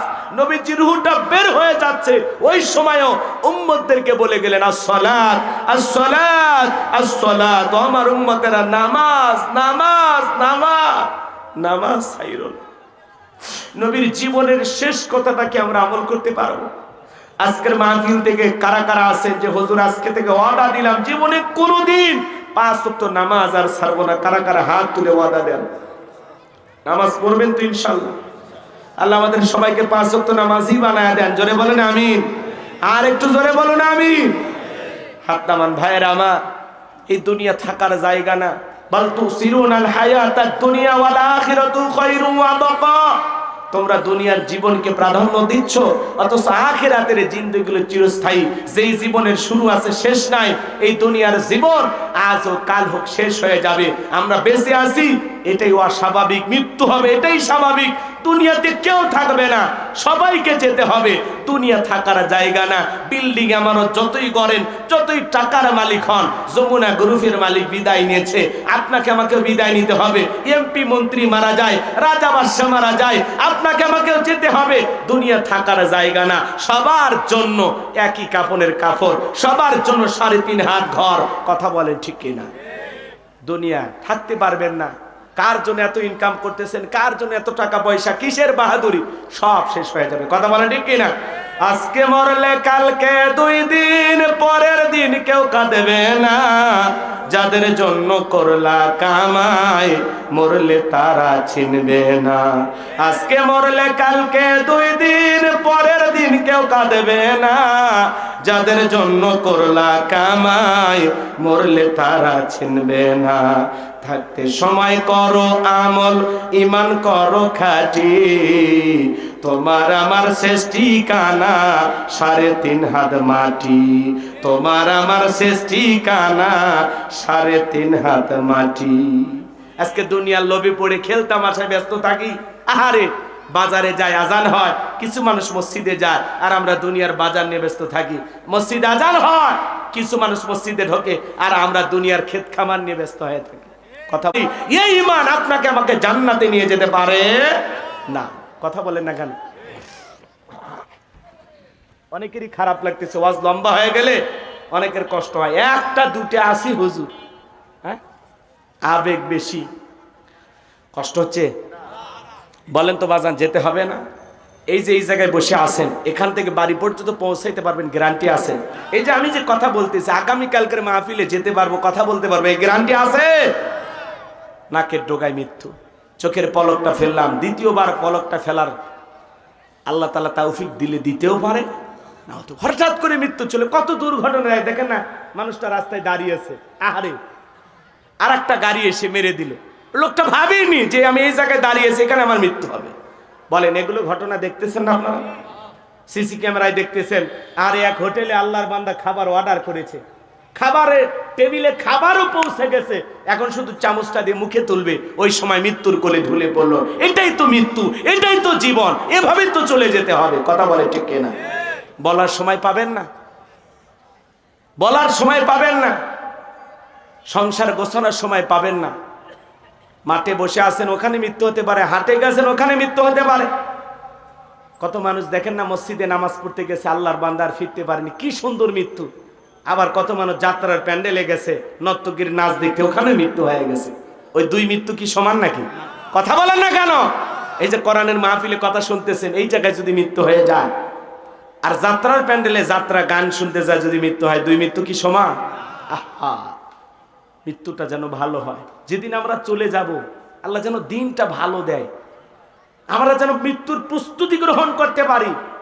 ভাই, নেক আমলের প্রস্তুতি গ্রহণ করতে হবে, কবরে যেতে হবে। কতটুকু মাল সামানা রেডি করেছে? আপনি যদি 7 দিনের জন্য কক্সবাজারে যান, আপনার একটা ব্যাগ থাকে, ওই ব্যাগের ভিতরে প্রয়োজনে কাপড় থাকে, মোবাইল, চার্জার, অনেক কিছু থাকে, টাকা পয়সা যা যা প্রয়োজন সব নিচ্ছেন। সফর মাত্র 7 দিন। 7 দিনের সফরের জন্য যদি একটা ব্যাগ লাগে, আর আপনি আমি চলে যাব পরকাল নামের সফরে, যেই জীবনের শুরু আছে শেষ নাই। বলেন তো বাজান, একটা নেক আমলের ব্যাগ রেডি করা দরকার আছে না নাই? দেখেন তো আপনার আমল নামার ব্যাগের ভিতরে নামাজ আছে কিনা, রোজা আছে কিনা, হজ আছে কিনা, যাকাত আছে কিনা, দান খয়রাত আছে কিনা, স্ত্রীর হক আদায় করেছেন কিনা, সন্তানদের সাথে ভালো আচরণ করেছেন কিনা, প্রতিবেশীর সাথে ভালো ব্যবহার করেছেন কিনা। দেখেন তো কতটুকু আমল করেছেন, কি নিয়ে যাচ্ছেন। 2টা মিনিট বালিশে মাথা রেখে চিন্তা করেন যে আল্লাহ, এই 50-60 বছরের হায়াতের জিন্দেগি পাইলাম, এমন কোন আমল করেছি যে আমলের কারণে ভাবতে পারেন যে জান্নাত কনফার্ম? বলতে পারবেন? বুকে হাত দিয়ে বলতে পারবেন এমন কোন নামাজ আছে যেই 2 রাকাত নামাজ আপনাকে জান্নাত পর্যন্ত পৌঁছায় দেবে? এমন নামাজ আছে? এমন কোন সিজদা দিয়েছেন যে সিজদাটা আল্লাহর দরবারে কবুল হয়েছে? বলতে পারবো?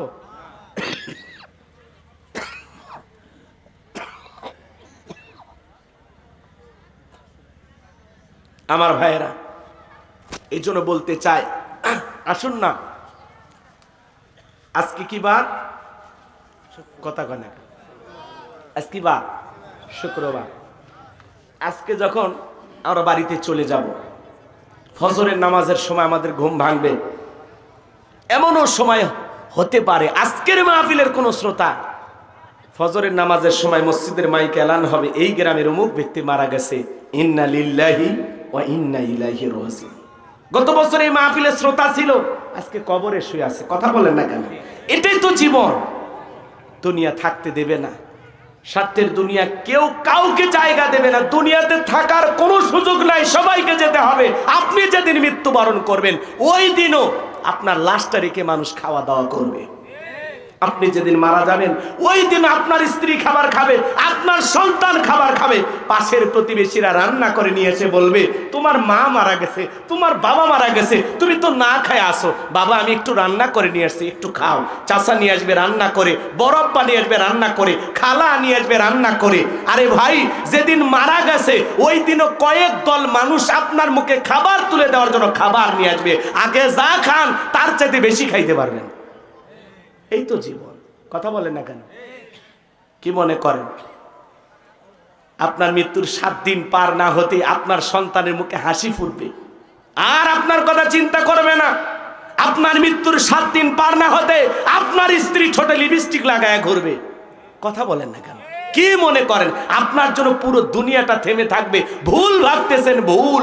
আপনি মারা গেলেও সব আপন গতিতে চলবে, আপনার জন্য দুনিয়ার কোনো কিছু থেমে থাকবে না, কোনো কিছু থেমে থাকবে না। কথা বলে ঠিক কিনা? আমরা বেশি প্রাধান্য দিতে গিয়ে আমরা আখিরাতকে দূরে ঠেলে দিয়েছি। আসুন না আখিরাতকে কাছে টানি, দুনিয়াকে দূরে ঠেলে দিই। আল্লাহ পাক আমাদের সবাইকে নেক আমলের প্রস্তুতি গ্রহণ করার তৌফিক দান করুন। একটু চিল্লায় বলুন আমিন। তাহলে আল্লাহ বলেন লিয়াবলুয়াকুম আইয়ুকুম আহসানু আমালা, আমি আল্লাহ পরীক্ষা করে দেখব কার আমল কত বেশি উত্তম। যার আমল ভালো তার আখিরাত ভালো, যার আমল খারাপ তার আখিরাতটা হয়ে যাবে বরবাদ। কথা বলেন ঠিক কি না? এই জন্য নেক আমলের প্রস্তুতি গ্রহণ করতে হবে। বিশ্বনবী বলেন কয়লা রাসূলুল্লাহ সাল্লাল্লাহু আলাইহি সাল্লাম ইন্নামাল কুবুরু রাউযাতুম মিন রিয়াদিল জান্নাহ আও হুফরাতুম মিন হুফারিন নার, রাহু তিরমিজি। বিশ্বনবী ডেকে বলেন যে ব্যক্তির আমল ভালো মৃত্যুর সঙ্গে সঙ্গে আল্লাহ তাআলা তার কবরটাকে জান্নাতের বাগান বানায় দিবেন। বলুন সুবহানাল্লাহ। আর যে ব্যক্তির আমল খারাপ আও হুফরাতুম মিন হুফারিন নার, তার কবরটা হয়ে যাবে জাহান্নামের আগুনের গর্ত। একবার যদি কারো কবর জাহান্নামের আগুনের গর্ত হয়ে যায় তার বাঁচার কিন্তু কোনো উপায় নাই। নবী আমার এক জায়গায় বসা, আসমান থেকে জিবরাইল আসলেন, ডেকে বলেন নবী গো এই মুহূর্তে একটা আওয়াজ হইল, আপনি কি শুনতে পাইছেন? আমার নবী বলে হ্যাঁ আমি শুনতে পেয়েছি। জিবরাইল ডেকে বলেন নবী গো আজ থেকে 70 বছর আগে আল্লাহ তাআলা জাহান্নামের গর্তের মুখে একটা পাথর ছেড়ে দিয়েছেন, এই মাত্র জাহান্নামের তলদেশে পাথরটা পৌঁছাইলো। চিন্তা করেন বাজান, একটা পাথর ছেড়ে দিলে 70 বছর যদি সময় লাগে নিচে পড়তে, আল্লাহ না করুক আল্লাহ না করুক আপনার আমার গুনাহের কারণে আসমান জমিনের মালিক আল্লাহ বেজার হইয়া একবার যদি জাহান্নামের আগুনের গর্তে ফেলে দেয় আপনার আমার বাঁচার কিন্তু কোনো উপায় নাই। ইন্নাহা সাআত মুস্তাকাররাও ওয়া মুকামা, নিশ্চয়ই আবাসস্থল হিসাবে বসতির জায়গা হিসাবে ওই জাহান্নাম একটা নিকৃষ্ট একটা স্থান, নিকৃষ্টতম একটা স্থান। জাহান্নাম সুখের জায়গা না, ওইটা হলো যন্ত্রণার কারখানা। যারা গুনাহে অন্ধকার কবরে যাবে ওই কবরের ডানের মাটি বামে চলে যাবে, বামের মাটি ডানে চলে যাবে, এমন জোরে সাপ দেবে বাজান এক পারজনের হাড় অন্য পাজরে ঢুকে যাবে। কবরে থাকা বিষাক্ত সাপ ছবল মারবে, পা থেকে মাথা পর্যন্ত বিষের যন্ত্রণায় দেহটা জ্বলে পুড়ে শেষ হয়ে যাবে। কবরে থাকা অন্ধ ফেরেশতা চোখে দেখে না কানে শোনে না, হাতুড়িতে আঘাত করবে, দেহটা চূর্ণ বিচূর্ণ হয়ে যাবে। হে যুবক দুনিয়ার রং তামাশায় ব্যস্ত হয়ে আসো, দেখলা না কয়েকজন যুবক ঈদের আনন্দে দেশি অস্ত্র নিয়ে নদীর বুকে গান বাজাইছে, বক্স বাজাইতেছে। সেনাবাহিনী যখন নৌকা নিয়ে গেল ওই যুবকেরা গান বাজনা বাদ দিয়ে নদীর উপরে ঝেপে ঝেপে পড়লো, নিজেকে বাঁচানোর জন্য নদী সাঁতরায় সাঁতরায় পার হয়ে যাইতেছে। তুমি দুনিয়ার রং তামাশায় নদীর ভিতরে বক্স বাজাইতেছো, গান বাজাইতেছো, আর একটা সেনাবাহিনীর পুলিশের গাড়ি থেকে দৌড়ে পালায় গেলা। তুমি কি মনে করো দুনিয়াতে গান বাজাইতেছো? হয় তোমার দুনিয়ার পুলিশকে দেখে তুমি নৌকা থেকে লাফ দিতে পারো। কথা বোঝেন নাই? আপনারা ভিডিওটা দেখছেন না? যুবকেরা নদীর ভিতরে গান বাজাইছে, হই হুল্লার করতেছে, হাফ প্যান্ট পইরা গেঞ্জি পইরা দেশি অস্ত্র নিয়ে রং তামাশা করে নাচানাচি করতেছে। যখনই সেনাবাহিনী আসছে সমস্ত যুবক নৌকা থেকে লাফায়া লাফায়া জান আগে বাঁচা। তো আল্লাহর ফেরেশতাদেরকে যদি এইভাবে দেখা যেত যে আমার আমলনামাগুলো লিখতেছে, তাহলে আপনি আমি সতর্ক হইতাম। কবরস্থানের পাশ দিয়ে হেঁটে যায় গান শুনতে শুনতে। কথা কয় না ভাই? একটু ভয় কাজ করে না? এখানে যে শুয়ে আছে এই গ্রামে বসবাস করত, তোমার মতো যুবক নাই, কবরে শুয়ে আছে। তোমাকেও যেতে হবে। আজকে দুনিয়ার রং তামাশা গান বাজনা এগুলো নিয়ে ব্যস্ত আছি, কানে ইয়ারফোন লাগায় গান শুনতেছো, বলা যায় না ওই অবস্থায় তোমার মৃত্যু হতে পারে। তুমি বক্স বাজাইয়া বাসের উপরে লাফালাফি করতেছো, ওই অবস্থায় মৃত্যু হয়ে যেতে পারে। কথা বলে ঠিক কিনা? কখন মৃত্যু হবে, হঠাৎ করে মরণটা চলে আসবে ভাই, বলা যায় না। কত নর্তকী নাচতে নাচতে মারা গেল, কত যুবক আনন্দ ফুর্তি করতে করতে মারা গেল, কথা বলেন না কেন? কত যুবক এই যে দেখলেন না ঈদের দিনে ঈদের জামা কিনেছে, হারে ঈদের উৎসব করবে, গাড়ি দুর্ঘটনায় মারা গেল, নতুন জামা পরে আছে আর পাশে লাশটাও পরে আছে, কথা বলেন ঠিক কিনা? কত মানুষ ঈদ করতে পারলো না, শত শত প্রাণ রাস্তায় ঝরে গেছে, গাড়ি দুর্ঘটনায় মারা গেল। ওই মৃত্যু তোমার আমারও হতে পারে, কথা বলেন ঠিক কিনা? আজকের মাহফিল শুনতেছেন, কালকে আপনি আমি লাশ, যখন আপনি আমি মারা যাব সবাই বলবে আব্দুল খালেক, আব্দুল মালিক, আব্দুল সাত্তার, গোলাম রব্বানী, রফিকুল ইসলাম, এগুলো বলবে না, সবাই বলবে লাশটা কোথায়? লাশ মৃত্যু হওয়ার সাথে সাথে সর্বপ্রথম আপনার নামটাকে মুছে যাবে, কথা বলেন না কেন? সবাই আসবে আত্মীয় স্বজন আর বলবে কি লাশটা কোথায়, লাশটা কোথায়? কেউ বলবে না চেয়ারম্যান সাহেবের লাশটা কোথায়, কেউ বলবে না, সব শেষ। এই জন্য বাজান আসুন না একটু আল্লাহকে ভয় করি, পরকালকে ভয় করি, গান বাজনা ছেড়ে দেই, রং তামাশা ছেড়ে দেই, গুনাহ ছেড়ে দেই, বেনামাজি থাকবো না, নামাজি হব, বেপরদা স্ত্রীকে চালাবো না, পর্দায় রাখবো, ছেলে মেয়েদেরকে দিন শিখাবো, কথা বলেন না কেন? আমরা এমন অভিভাবক হয়েছি, ছেলেটা আউল ফাউল চুলের কাটিং দেয়, কথা বলতে পারেন না, শাসন করতে পারেন না, ক্ষমতা নাই। মেয়েটা বেপরদায় চলাফেরা করে, কিছু বলতে পারে না, বিবিটা বেপরদায় চলাফেরা করে, কিছুই বলতে পারি না, আমরা মানে অসহায়। কিন্তু আসলে আপনি আমি পুরুষ হওয়ার চেষ্টা করি। কষ্ট পাইছেন আমার কথায় কি আপনারা কষ্ট পাইছেন, ব্যথা পাইতেছেন? এই জন্য আসুন দুনিয়ার রং তামাশা কমাইয়া দিয়া আমরা পরকালকে ভয় করি, আল্লাহকে ভয় করি, নেক আমলের জিন্দেগি করি। কারা কারা নেক আমল করে কবরে যেতে চান দুইটা হাত তুলে আল্লাহকে দেখান। আল্লাহ পাক আমাদের সবাইকে নেক আমল করা তৌফিক দান করুন, জোরে বলুন আমিন। আর দুইটা ঘটনা বলার আমার ইচ্ছা ছিল, যেহেতু সময় নাই ওই দিকে আর আমি না যাই, যতটুকু বলেছি আল্লাহ যেন ততটুকুর পরে আমল করা তৌফিক দান করেন, একটু জোরে বলুন আমিন। বাদশার ঘটনা আর হযরত আলীর ঘটনা মনে আছে আপনাদের? তো ওই দিকে আর যাওয়ার সুযোগ নেই, আধা ঘন্টা লেগে যাবে। হযরত আলীর কথাটাই 1 মিনিটে শেষ করে দিই। আলীর কথাটা দুইটারে একটা বলি বাবা, আর শোনেন, বাদশার ঘটনা বলতে গেলে আরো আধা ঘন্টা লাগবে, বেঁচে থাকলে আবারও কোথাও দেখা হবে ইনশাআল্লাহ। তাকবীর দেন, লিল্লাহি তাকবীর। মা বোন যারা আওয়াজ শুনতেছেন, মা আপনাদের কাছে আমার অনুরোধ, 4টি আমল করবেন। 1 নাম্বার হলো নামাজ, 2 নাম্বার রোজা, 3 নাম্বার ফরজ পর্দা, 4 নাম্বার স্বামীর খেদমত। এই 4টে আমলে 8টা জান্নাতের দরজা খোলা, কথা বলেন ঠিক কিনা? আল্লাহ যেন মা বোনদেরকে আমল করা তৌফিক দান করেন, একটু জোরে বলেন আমিন। হযরত আলী রাদিয়াল্লাহু তাআলা ডেকে বলেন, এই মক্কার মুআবির আমর, তোর যদি সাহস থাকে দাগটা পার হয়ে দেখা, 1 পা সামনে আসে 3 পা পিছনে যায়, এমত অবস্থায় হযরত আলী তাকায় দেখে আমরের কাঁধে থাকা তরবারি আল্লাহ তাআলা কাঠের তক্তা বানায় দিয়েছে, বলুন সুবহানাল্লাহ। কি হইছে? তাহলে শক্তি কমলো না বাড়লো? শক্তি বেড়ে গেল। 1 পা সামনে আসে 3 পা পিছনে যায়, 1 পা সামনে আসে 3 পা পিছনে যায়, এরকম করতে করতে যখন দাগ বরাবর আসছে, হযরত আলী, এদিক খেয়াল করেন, হযরত আলী শুধুমাত্র কাঁধ বরাবর তরবারি ঠেকাইছে। তরবারি ঠেকাইতে দেরি, দেহ থেকে আল্লাহ তাআলা কাল্লাটাকে আলাদা করতে দেরি করেনি, বলুন সুবহানাল্লাহ। ক্ষমতা কার? বলেন। হযরত আলী তরবারি নিয়ে মারছে, দৌড় রাসূলের কাছে যা বলে, নবী আমি মারিনি। কে মারিনি? আমি মারিনি। কোপ দেওয়াই লাগেনি, যে কোপ দেওয়ার আগে কাল্লা পড়ে গেছে, তার মানে কে ফালাইছে?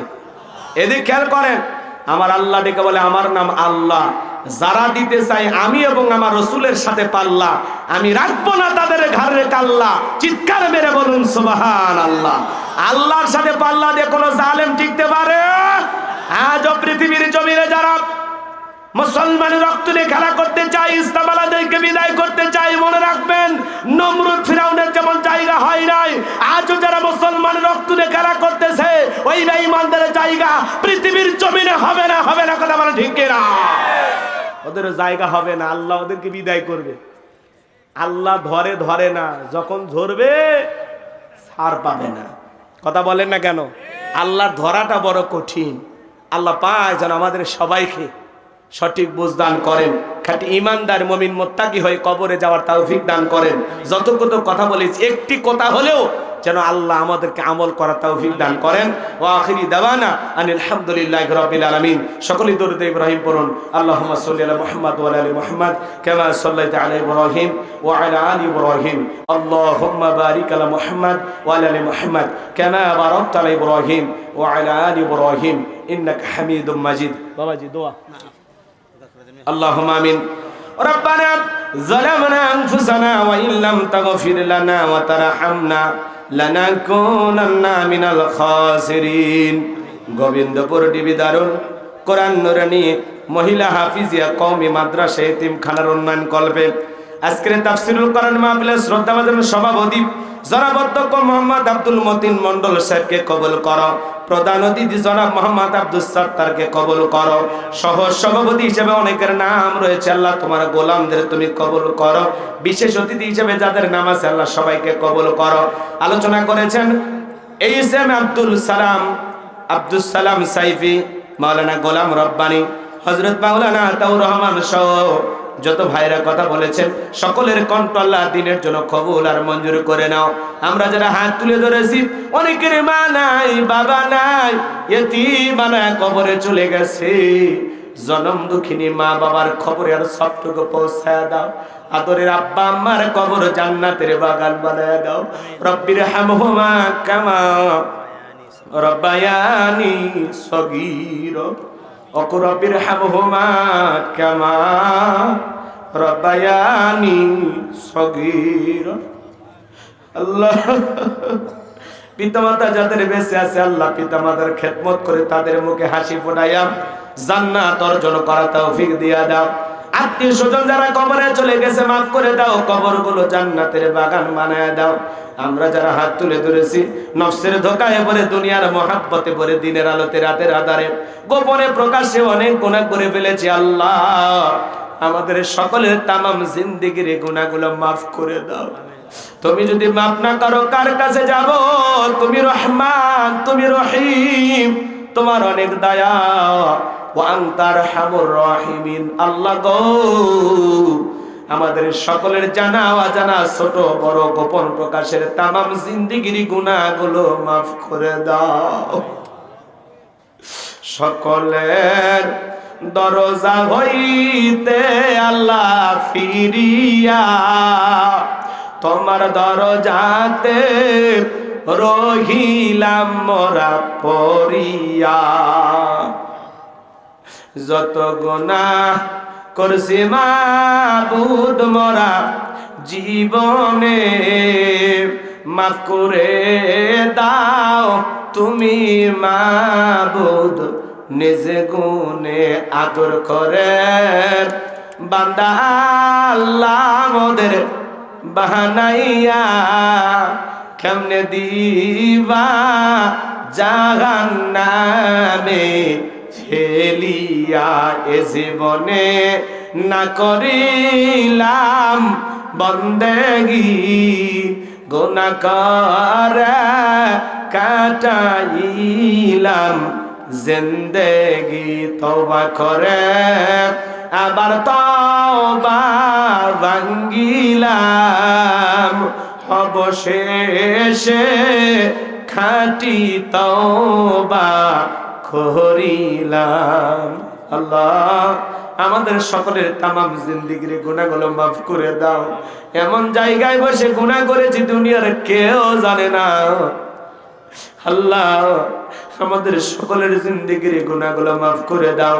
ওই কঠিন ভয়ঙ্কর জাহান্নামের আগুন থেকে মুক্তি দাও। আল্লাহ সূর্যের তাপে অস্থির হয়ে যায়, কেমনে সহ্য করব পাতলা চামড়ার শরীর জাহান্নামের আগুন।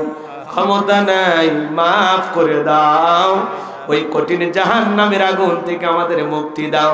রব্বানা আসরিফ আন্না আযাবা জাহান্নাম ইন্না আযাবাহা কানা গরামা। রব্বানা আতিনা ফিদ দুনিয়া হাসানাতাও ওয়া ফিল আখিরাতি হাসানাতাও ওয়া কিনা আযাবান নার। আল্লাহ আমাদের সবাইকে মাফ করে দাও। আজকের মাহফিলে নগদে বাকিতে যত মানুষ টাকা পয়সা দান করেছে আল্লাহ সকলের দানগুলো কবুল আর মঞ্জুর করে নাও।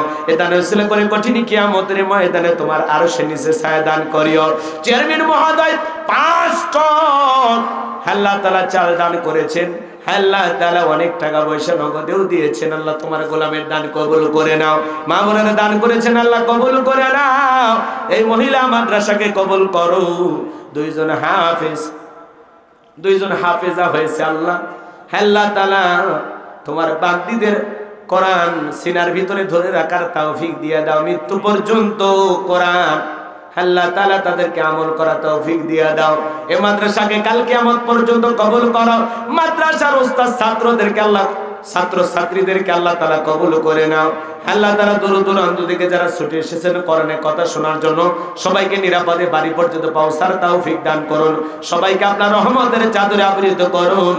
জীবনে কোনোদিন যদি এলাকার মানুষের সাথে দেখা না হয়, এই মুখগুলো আল্লাহ জান্নাতের সিঁড়িতে পরিচয় করায় দিও।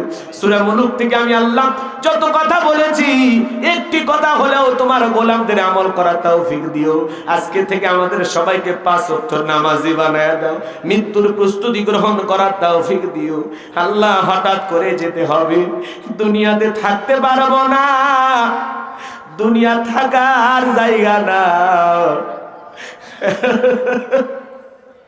বড় ভয় লাগে, সকালে মৃত্যু হবে না সন্ধ্যায় মৃত্যু হবে জানি না, কোন বাচ্চারের বাস রেডি হয়ে আছে জানি না, কোন দোকানে কাপড়টা পৌঁছে গেছে জানি না গো মালিক। যেই মাসে মরণ দিব মাসটা যেন রমজান মাস হয়, যেই দিনে মরণ দিবার দিনটা যেন জুমার দিন হয়। নামাজের সিজদারত অবস্থায় মৃত্যু দিও, কোরআন পড়তে পড়তে মৃত্যু দিও, ইসলামকে প্রতিষ্ঠিত করার জন্য রাজপথে জীবনটা বিলানোর তৌফিক দিও। তামাম পৃথিবীর মুসলিম উম্মাহকে হেফাজত করো, ফিলিস্তিনের মুসলমানদেরকে বিজয় দাও। বাংলাদেশের মসজিদ মাদ্রাসা কবুল করো, হক্কানি উলামা ইকরামদের কবুল করো। এই জমিনকে কোরআন আর ইসলামের জন্য কবুল করো। একটা বার দেখতে চাই কোরআনটা দেশটা চললে কেমন দেখা যায়। আল্লাহ দেশি বিদেশি সকল ষড়যন্ত্রের হাত থেকে আমাদের প্রিয় মাতৃভূমি বাংলাদেশকে আল্লাহ হেফাজত করো। আমার গোলাম রব্বানী ভাইকে আল্লাহ কবুল করে নাও, আমার ভাগিনা আতিককে কবুল করো, আমার আব্দুর রহিম ভাইকে আল্লাহ কবুল করো। আল্লাহ মিডিয়ার ভাইদেরকে কথাগুলো সঠিকভাবে প্রচার করার তৌফিক দিয়ে দাও। যারা উল্টাপাল্টা ছবি লাগায়, উল্টাপাল্টা থাম্বনেল ব্যবহার করে, এই সমস্ত মিডিয়ার ভাইদেরকে আল্লাহ তুমি হেদায়েত দান করো। হাই রব্বুল আলামিন, আজকের মাহফিলে যত মানুষ হাত তুলেছে আল্লাহ, তাকায়া দেখো, দাড়ি পাকা মুরব্বীরা হাত তুলেছে, আলেম ওলামা হাত তুলেছে, তরুণ যুবকেরা হাত তুলেছে, পর্দানিশী মা বোনেরা হাত তুলেছে। যার হাত দোকানা পছন্দ হয় সে হাতের বদলতে আজকের দোয়াকে কবুল আর মঞ্জুর করে নাও। আমার ড্রাইভার ভাইকে আল্লাহ তুমি কবুল করে নাও। সুবহান রাব্বিকা রাব্বিল ইজ্জাতি আম্মা ইয়াসিফুন ওয়া সালামুন আলাল মুরসালিন আলহামদুলিল্লাহি রাব্বিল আলামিন। মৃত্যুর সময় দয়ার নবীর চাঁদ মুখখানা দেখতে দেখতে আমাদের জবানে জারি করে দিও, লা ইলাহা ইল্লাল্লাহু মুহাম্মাদুর রাসূলুল্লাহ।